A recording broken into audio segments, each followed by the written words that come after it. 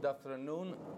In Rome, we call this time the time of pennichella or abbiocco. That means to rest a little, but now we, we confront ourselves with the existence of God according to Pedro Hurtado. Thank you for the invitation.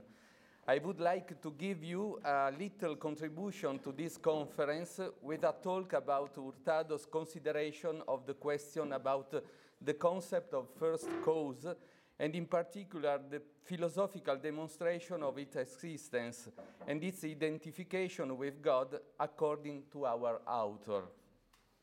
Sorry for my Italian English, and also for the didactic that is the Old Testament.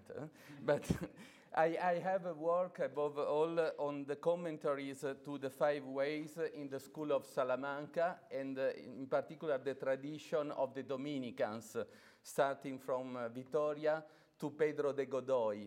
It's a possibility, an opportunity for me as a Salesian, after having studied, and I'm continuing to do the Dominicans, also to shift a little to the Jesuits. That it is also a series of authors very, very interesting, especially for the topic that we are interested in. In particular, the argument is the second way, where the first cause is considered as efficient cause, so the question of the uncaused cause. I will propose, therefore, a brief analysis of Pedro Hurtado's arguments about the existence of the first cause, considering in Universa Philosophia the text of Disputatio 10, the causa prima of the Physica, and the Disputatio 20, the Deo Optimo Maximo of the Metaphysica, and the unpublished text of the Disputatio Secunda, De Existentia Dei, in the manuscript 621 of Salamanca Library. It's a check, a brief check, on Hurtado's philosophical reasons, ratione naturali, to sustain the existence of God as first cause, ostenditur existentia causae prime, and his relationship to the creation, including some comparisons to other authors of scholasticism about the way to prove the existence of God through the ratio of the efficient cause. At the beginning of the section first of the Disputatio 20 of the Metaphysica, esse Deum unum simplicem immensum aeternum causam ceterorum quae infra eum, there is a connection between the topic of the existence of the first cause and the main essential attributes of God, between the unsit and the quid sit. So there is also a connection with some talks that we have already listened, and also the following one. The manuscript of Salamanca can be interesting also because in folia 58 versus 61 recto, there is a specific discussion on the first and the second of the Rationes Aristotelicae, the main arguments a posteriori for sustaining the existence of God. The aim is to look for an eventual originality of Hurtado. We start from the Physica. In the Disputatio 10, the causa prima, in the Physica, Hurtado distributes here treatise in 4 sectiones. Utrum et quid sit causa prima, utrum causa prima influat immediata in omnes creaturas, utrus causa prima et secunda eadem concurrant, utrum causa prima determinet individuationem effectorum. Because the section from 2 to 4 are referred to the relationship between the first cause and the exercise of causality by the other causes, I will concentrate on the first section, where Hurtado talks on existence and identity of the first cause. He starts affirming that the efficient principle can be thought as first or second, that is, as uncreated and created. Principium efficiens dividitur in primum et secundum, sive in increatum et creatum. Our author, concerning the uncreated cause, recalls directly Suarez, Molina, Vasquez, Gregory from Valencia, adding ex quibus pauca desumam nostro instituto ad modum necessaria. So, after having done his definition of first cause as primum omnium rerum creatarum principium quod a nullo alio tra originem, and after a quotation of Aristotle, Hurtado affirms that the all created beings, universitas, is impossible that started to exist by chance and necessarily comes from a principle that have produced it deliberately, quod eam produxerit mente et ratione. In the second argument, Hurtado reminds that some principles are used also by St. Thomas in the 5 ways about the impossibility of a process to infinite for the causes essentially subordinated. This is a point that, in my opinion, is interesting because if we consider the manuscript of Salamanca, there is something a little different. Secundum argumentum sumitur ex clara repugnantia processus in infinitum in causis per se que sic probatur. The paragraphs 4 and 5 are dedicated to this explanation, and they conclude with the affirmation that stet ergo repugnare progredi in infinitum in causis sibi succedentibus.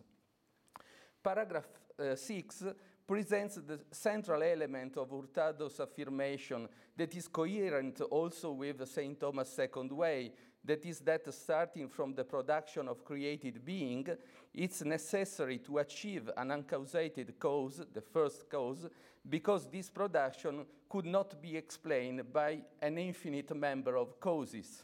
Ergo in huius productione sistendum est in uno producente in producto. The conclusive argument about the existence of the first cause finds his place and reason at the end of the sectio 1. Est igitur argumentum, omnes res create pendet ab uno primo principio, hoc autem a nullo alio dependet, ergo datur primum principium rerum omnium creatarum, ergo datur causa prima. Et he adds, ec sufficient physico instituto, suggesting that discourse have to be continued. Our master in Physica indicates himself the dispositiones 13 de infinito and 18 utrum ens successivum potuerit esse ab aeterno, for the demonstration that a being different from man has determinated the first matter to be rational soul, the prime matter to be rational soul, and that the idea of eternal generation is unacceptable. And those considerations will make more clear all this doctrine. Hurtado writes, unde tota ec doctrina liquidius constabit. This is the first of our 3 steps. We pass now to the Metaphysica. In the Disputatio 20, the Deo Optimo Maximo in Metaphysica, Hurtado distributes the treatise in 2 sectiones. The first, Esse Deum unum simplicem immensum aeternum causa ceterorum quae infra eum, and the second, Quis sit conceptus quiditativus Dei.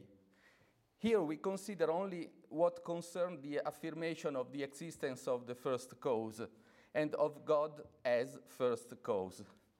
And we find at the beginning of the Disputatio, Deum intelligo cum Aristotele libello de mundo at Alexandrum, intellectualem naturam, omnium optimam, quas noster intellectus potes apprehendere, not apprehendere and not, for example, comprehendere, cuius arbitrio constituta sunt universa. God, in fact, is causa ceterorum quae infra eum. It is interesting to see from the paragraph 2 that Hurtado uses a dialectical style of language through which he wants to discuss with the atheist. There is directly the word atheistas. Quero abs te, o atheista, utrum anche propositionem non est Deus casu effutias, sine consilio, sine ratione, sine commentatione et studio, an vero eam prudens consilio capto, rebus consultio emittas, inquis sine consilio iurarem ego tam stolidum errorem a te vomitum sine consilio, ergo casu eam pronunciasti. And the first part of the discussion is again the question of the chains, that creation cannot started by chains. The first part of this section is dedicated to show that the universe cannot have done by chains, paragraphs 3-10, and at paragraph 11 there is the confirmation of moral philosophy, the sentence of the Psalm Dixit incipiens in corde suo non est Deus, here is quoted and related to the atheist. At paragraph 12, instead, Hurtado criticizes Aristotle in his teaching that celos et elementa, materiam primam et intelligentia ad eo non creari, sed moveri. In our step, different step here, there is a way to not be agree with Aristotle, a little example. This is the point where implicitly we can find the affirmation of God as the creator, and he exists, even though the causality is above all final, more final than efficient. Ergo est Deus, verum secuti in politica magni uius orbis administrationem unum supremum principem constituit, cuius arbitrio administretur, ita in substantiali et naturali vita est constituenda una suprema substantia, cuius arbitrio, etc., omnes constitute. The idea that God is the Lord, in a certain sense, it is preparing a consideration more in the direction of the final cause and the fifth way, different from the second one. From paragraphs 14 to 16, Hurtado passes to consider the main divine attributes: unity, simplicity, immensity, eternity. They confirm that cetera infra eum facta probavi. In the following section, he writes on quis sit conceptus quiditativus Dei, quoting and discussing with Thomas Aquinas in the questiones 14 and 19 of the first of the first part. And I pass now to the text of the manuscript 621 of the Library of the University of Salamanca, that provides us with the text of Hurtado's Disputationes de Deo, subdivided into secciones and subsecciones. Here there is a commentary to the 5 ways, paragraphs 36-49, starting from the volume 58 verso. Argumenta Aristotelis et Sanctitome. But it's very interesting to have a look to the whole second Disputatio, De Existentia Dei, from volume 49 versus. Hurtado organized this Disputatio about the existence of God in 5 sections. Mundus nec constitutus nec administratur casu, the first. The second, que fides docet de Deo et mundo, sunt facilia perceptu et rationi consentanea contra Aristotelem. The third one, Deus est. The fourth, utrum sit evidens existentia Dei. The last, utrum existentia Dei sit per se nota. The section quarta, where we can find the discussion about Aquinas' 5 ways, is distributed in 7 subsectiones. Triplex evidentia, existentia Dei est evidens moraliter ratione naturali, existentia Dei est evidens physicae, argumenta Aristotelis et Sanctitome, our final point, vera demonstratio, argumenti demonstratio, et quam certa sit ea doctrina. The last part of this subsections can be very interesting, but I limit myself only to the question about the efficient cause, so the second way. It could be very interesting to compare the last subsecciones to other authors concerning the discussion about the objective demonstrative value of the 5 ways. A discussion that started with the commentary by Cardinal Cayetan and very strong among the Dominican order, but also in other orders with other masters, including obviously the Jesuits master. It's interesting that we can have a comparison in the discussion about the value of the 5 ways, for example, among the Jesuits with Francisco de Toledo, Gregory of Valencia, Gabriel Vasquez, Ludovicus de Molina, or in Portugal, Fernando Pérez, Pedro Luis, Nicolau Godinho, Belchior Lobatus, Estevão do Couto, and the authors of many texts that still have their author anonymous. Among the Portuguese Jesuits who commented the question too, there is also one of the most famous scholars of Pedro Hurtado, Master Antonio Pérez, who worked at Valladolid, Salamanca, at the Collegio Romano. His disputatio first of the treatise De Deo Trino ed Uno, held in the manuscript 671 bis in the library of the University of Salamanca, is a source that belonged to the library of the College of the Society of Jesus in the city of the Tormes, and it's very interesting to see the connection that that there are between the text of Hurtado and the text of Antonio Pérez, but I don't enter in deeply in this discussion. I come back to Hurtado Disputatio, staying here only on the first cause and its existence. After having discussed about chains, creation and time, the truth of Christian faith about creation ab initio temporis et not ab aeterno, in the sectio Deus est, Hurtado starts with this sentence: condamnat universa natura, nec potest nisi ab incipientissimis hominibus negari, esse Deum rerum omnia infra ipsum autorem, proposing here Aristotle, De Mundo, as a witness, testem producam infidelibus minime suspectum, of this truth, through the metaphysical consideration of the cause, but originally converging and the beginning to the topic of the impetus naturae that non est in annis. The perspective of the direction of an impetus naturae towards God is transversal in many examples or consideration that Hurtado offers us. In the paragraph 25, our author shifts to a second argument relating the uncreated efficient cause with the multiplicity of the creatures. Multa sunt quae non possent esse absque causa efficiente increata, ergo est Deus.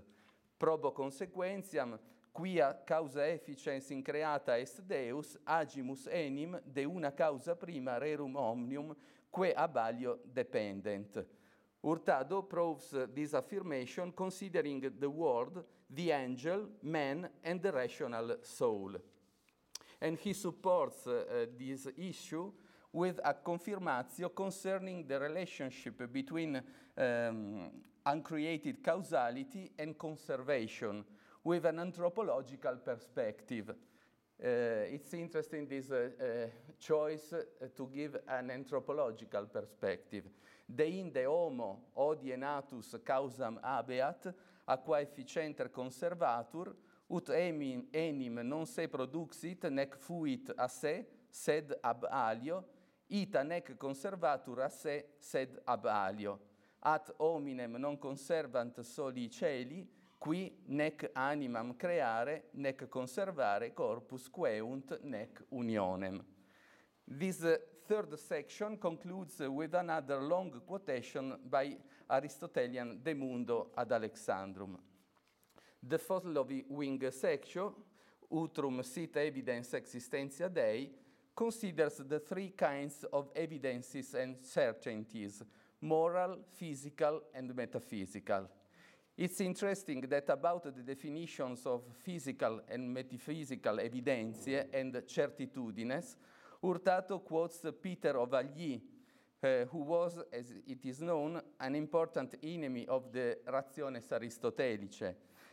Petrus Aliacus distinguished among the physical evidences also the evidence secundum quid. Instead, the metaphysical evidence is defined by him evidentia simpliciter.